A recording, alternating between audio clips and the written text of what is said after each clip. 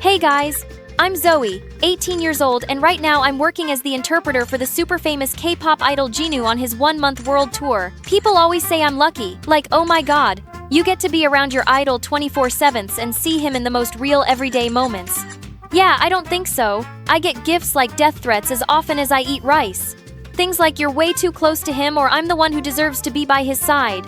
Yep, all the time. If I had a choice, I'd stay as far away from K-pop idols as humanly possible. They're walking chaos magnets. People also love asking how I even landed the job in the first place, especially since I'm just a broke linguistics student. The answer's easy. I'm the best. Jinu, the guy I work for, is huge with top-tier idol status. He made it big, crazy young, and by 20, he was already headlining his first world tour. That's wild even by industry standards. Hey, since you're always glued to Jinu, did you catch any dating tea? The internet's losing it over rumors he's secretly in love. Not my job, not my business. I keep things strictly professional, never fangirl, never gets you close. That's how I stay safe. After working like a machine all day, I usually unwind with a little evening walk. But tonight, my usual chill spot was taken by a sketchy couple acting super suspicious. Thieves, paparazzi, obsessed fans. They stood there for like an hour, and now, oh great, now they're hugging. Kids these days are so bold. I crept past, praying no one would notice when suddenly Jinu crashed into me, and in that instant, camera flashes exploded, blazing through the night like fireworks. Jackpot. Front page matériel. Next day, there we were, me and Jinu in a super questionable position, splashed across every news site and trending everywhere. Wait, Jinu's mystery girlfriend is his interpreter? I was shipping him with Mint. Angie, my OTP is ruined. The hate comments flooded my socials. Yeah, no amount of paycheck is worth this kind of PR disaster. Time to set the record straight. Just as I started typing up a denial post, Jinu's manager showed up. Relax, I'm already writing a clarification post about the whole mess. Wait, don't post anything yet. We need to talk. You want me to pretend to be Jinu's girlfriend for the entire world tour?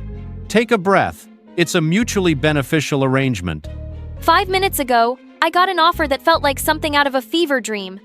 We'll announce that you two fell for each other. After spending so much time working closely, when the tour ends, you drift apart. Break up due to distance. Super clean. You agree to this? Yeah. Not like I had much of a choice. Lately, the dating rumors around Jinu have been out of control. And after last night's chaos, it's better to go public with a girlfriend than explain why he was cuddling his non-romantic interpreter in the middle of a park at midnight. I was ready to say no freaking way until he slid a contract across the table. 1, 2, 6 zeros. That amount could cover my rent, college tuition, and half my family's bills for years. And it's only for 1 month. So yeah.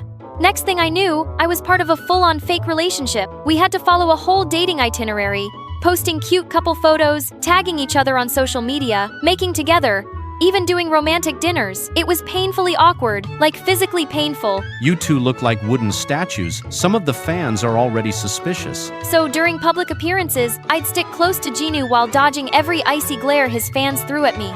Never in my life have I felt so hated by so many people at once. Careful, Babe. Smile. Make it look soft and natural. I was basically a frozen robot holding Jinu's hand with a forced everything spine smile glued to my face. Now every moment, I just want you near. Lost in your eyes, my love. Chasing away a fear. Wait, this song's new. I haven't heard it before. I'm writing it for someone special. Hey, you're not tense anymore. Looks like my trick worked. Was he paying attention to how I felt? He was actually really thoughtful and kind of charming. Meanwhile, I kept doing my job as his interpreter. I was with Jinu, literally 24/7 and practically his shadow. 안녕하세요. 저는 진우. 여러분 모두 감사합니다. Dozens of cameras turned my way. For the first time, everyone was looking at me and I froze. My tongue literally tied itself in knots. Nu. Thank everyone for support. Wow. Can't even pronounce your boyfriend's real name. She's American. It's natural if Korean names are tricky for her. Here, repeat after me. 진우. He took his time helping me? Sound it out. Jinu. Perfect. Just like that, he smoothed over my screw-up. All I could remember was his glowing smile and the thunder in my chest. Later that night, I wandered alone, totally dazed. My mind wouldn't stop replaying that moment. You! How dare you steal Jinu from me? He's not allowed to have a girlfriend. The girl rushed towards me. I tried to resist, but she was too strong. Just then, Jinu appeared, stepping in front of me and stopping her from advancing. I was just protecting you. She's not good enough. You should break up with her. She's the girlfriend I chose. Please respect that. Leave or I'll call security. The fan backed off and vanished into the night. Thanks. You literally saved me. You looked lost earlier. I was going to check on you. Guess I showed up just in time. Jinu was still the same kind, sincere, and so gentle. We stood there, eyes locked, saying nothing, and then my feet started moving on their own, slowly carrying me toward them. There you are, babe. Took me forever to find you. And some unfamiliar girl leaned in and kissed him right on the cheek. I knew that face. Rumi, a rising idol with a bright career ahead. But what was she doing here, clinging to Jinu like that? This is Rumi, my real girlfriend. Thanks for pretending to date him, Zoey. My career's taking off, and a dating scandal would have tanked everything. In that moment, I just stood there like some awkward clown, third-wheeling a cozy couple scene. Jinu eventually told me everything. That night, Rumi saw the paparazzi and panicked. She shoved me, and I fell into you. And, well, everything that followed. I'm really sorry I dragged you into this mess. It's fine. I'll still honor the contract. Then I turned away before he could see my eyes. After that, I kept my distance. I did my job in front of others, but kept things cold and professional in private. Jinu noticed, clearly confused, but I didn't care anymore. Right at that moment, the love contract between me and Jinu was all over the news, along with photos of him getting cozy with Rumi. The media kept blasting headlines like Jinu's fake romance hides his secret girlfriend Rumi. It was a full-blown scandal. I was completely buried under the internet's rage, and both Jinu and Rumi's careers took a serious hit. Rumi was the first to speak up, denying everything. Jinu and I are just friends. I had no idea who he's dating. Then she broke up with him. She said she had to protect her career. It was the first time I'd ever seen Jinu cry. He kept performing, but he looked hollow. He lost weight, stopped smiling, and kept zoning out on stage. Fans started leaving him.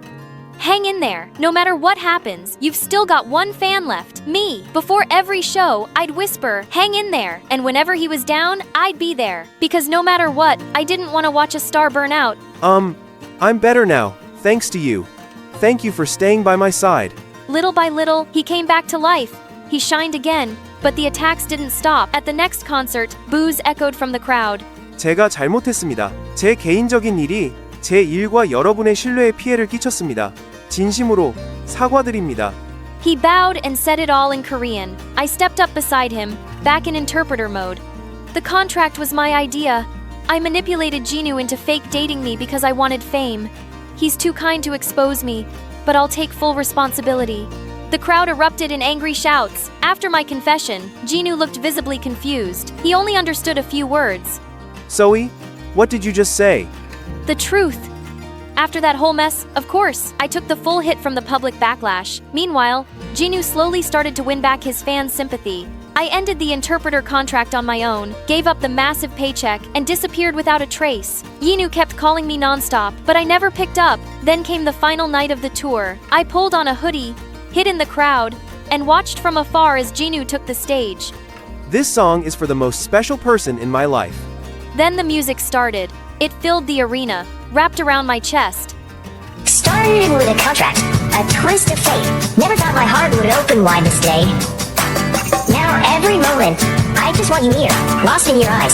My love chasing away. I feared to see it coming. This love so true, unexplained, everything. It's you. It's you. And somehow, even in the crowd, we locked eyes again. He stepped off stage, walked toward me slowly. Time stood still. I hope you like the song I wrote for you. Then he leaned in and kissed me. To be honest, that whole singing incident stirred up quite a bit of drama in the fandom. Jinu's manager was absolutely fuming. It's the price you pay for real love. It's worth it. As for Rumi, she's now a rising young idol. If her career keeps going strong, she might even outshine Jinu someday. One time, we happened to run into her. I wish you two all the happiness in the world. Same to you. I came to understand that everyone makes their own choices. Rumi chose her career and gave up everything else for success. As for me and Jinu, we were just two fools chasing after love and happiness. In my family, vacations always started with drama. This time, it was our seats getting separated. They're saying we can't sit together. I'm not a kid anymore. I can handle sitting alone. Okay, but you know the rule. No dating before 30. We're at an airport, not a nightclub. My dad's biggest fear had always been to see me grow up. You'd think I'd never date, but I did. It just required a lot of hiding. I recently broke up with Theo, my ex. But he was the super clingy kind. While my parents argued with the staff, I opened a game of Candy Crush and totally ignored my overbearing parents. I made my way to my seat, unaware that it was going to be a middle seat. Just as I was about to complain, I saw this really cute guy. I did everything I usually do with guys. Fudge it with my necklace, fluffing my hair. I even dropped my pen at his feet, but none of it worked. When I saw him open Candy Crush, it was my luck. I did the same and acted like I struggled. I can never figure this game out. I'm terrible at it. Every man loves a woman in distress. Always works like a charm. Here, let me show you. Just match 3 candies of the same color to clear them. Oh, that makes sense. Thanks. So, are you traveling alone? Yeah, just finished school and decided to take a little solo trip before college. You? Solo trip for me too. Just wanted a break, you know? What do you do? I'm a history teacher. Any plans for college? Thinking about majoring in literature. More like undecided senior in high school. But hey, you didn't need to know that. I didn't want this to end, but reality was waiting just beyond those gates. I've got to go. It was nice meeting you. Who was that, dear? Just someone I met on the plane. The next day, my parents went on an excursion while I was headed to the beach with a book. I found the perfect spot to soak up the Sunday. Just as I was finally relaxed, a ball hit my foot and scared the hell out of me. I turned around to yell when I saw Miles, the Hawkeye from the plane. Sorry about that. It's fine. It's you, Fancy. Crazy seeing you here. Small world. You left so quickly. I didn't get a chance to say goodbye. Oh, my ride showed up early. Lie number 3. But who's counting? And just like that, he walked away, clearly not that interested. But suddenly, he turned around. Mind if I join you for a bit? Sure. What are you reading? This epic love story set during the French Revolution. Actually, during the French Revolution, many love stories didn't end so romantically. Many couples were torn apart, permanently. Nerd. I like facts. And I like you. We spent the rest of the day playing in the waves, building sandcastles, and talking about anything and everything. And soon enough, spending time with Miles became an everyday routine. One I had to get creative for. Every minute with Miles felt like something out of a storybook. We spent our night stargazing. I never knew the night sky could be this beautiful, or that I could feel this close to someone I just met. On my last day of vacation, I had lunch with my parents, but the elf kept mugging me with desperate messages. I was about to head to the beach to join Miles when the worst thing happened. Miles walked in and saw me with my parents. Brielle. Who is this? What did we say about boys? This is, he. The hotel's lifeguard? Yeah. I think I lost my necklace at the beach. He must have just found it. Be right back. What the hell? Brielle, are those your parents? Yes. Why didn't you tell me? My parents are super weird when it comes to dating. And I didn't want you to know that I'm still in school. School? As in high school? His reaction was even worse than what I expected. This is bad. Really bad. Without another look, he walked away. Miles, wait, please. Can't we just talk about this? There's nothing to talk. Just like that, it was over. The perfect summer fling, shattered by my own doing, my own lies. How could I have been so stupid? Everything reminded me of him. And getting over him was the hardest thing I ever had to do. Returning to school was a great distraction. Seeing my besties, Amy and Lisa, made me feel better. How was your summer? Before I could even answer, Theo showed up. Going back to school and having to see him around all the time. I've been texting you. She was too busy with her hot summer fling. You're serious? You had a fling while I was here missing you? Lisa. Oops. While I was excited to be back with my friends, I was dreading history class. It was the one subject I was failing every year. The worst part about history classes was the boring teachers. The teacher entered, wrote his name on the board, and turned with a familiar smile. It was Miles. Good morning. My name is Mr. Davis. Of all the schools, of all the classrooms, why here? He clearly was as stunned as I was, judging by the long, awkward silence that followed until... Alright, let's get started. Mr. Davis started with the usual, talking us through the syllabus and laying down the rules. Before I knew it, the bell rang and I couldn't wait to get out of there. On my way out, I heard his voice. Excuse me, miss. I turned around to see him look at me, pretending he had no clue who I was. Were we seriously doing this? You can call me Brielle. Brielle, can you stay for a moment? Yes, Miles? It's Mr. Davis. Mr. Davis? About this summer, no one can know. This is why I freaked out when you told me about the lies. We need to keep things strictly professional. You're only like 3 years older than me. It doesn't matter. I'm your teacher. Fine. I'll see you in class. I was so pissed at him, acting like what we had this summer was nothing. As soon as I set foot outside the classroom, Lisa and Amy were all over me. What was all that about? Yeah, spill. Just some class stuff. You know, grades and assignments. Really, it seemed more serious. Just then, Theo approached me, looking super serious. Immediately, Amy walked away, but Lisa, always super nosy, stayed right there. I nudged her away and she rolled her eyes and left. Then Theo looked at me. Do I know him? Your summer fling? Theo, stop! I have a right to know. You have no right to anything. Just leave me alone. With or without Miles, I was over Theo. They had nothing in common, and I wasn't interested in the stuff he liked. With Miles, though, I was interested in everything he said. And history soon became my favorite topic. The grandeur of ancient Egyptian civilization. Imagine walking along the Nile, seeing the grand pyramids and the bustling marketplace. The people were innovative. I could hardly focus on anything else. His passion for history was infectious, but in my mind, the classroom faded away. They created magnificent temples and the stories, like Cleopatra and her forbidden love with Mark Antony. We must keep our love hidden. In my daydreams, our love was forbidden yet unstoppable. No one could keep us apart. The relationship between them is one of history's most famous love stories. History was no longer just dates and events. Every era, every story, we found a way to be together. It made me fall in love with history and him, and then of course Lisa, always so nosy. Isn't Mr. Davis just dreamy? I hadn't noticed. After class, I was about to walk out of the classroom when I heard his voice. Gave me shivers. Brielle, un moment please.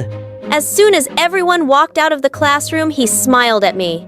Your essay on Cleopatra was excellent. You really captured the essence of her story. Thank you, Miles.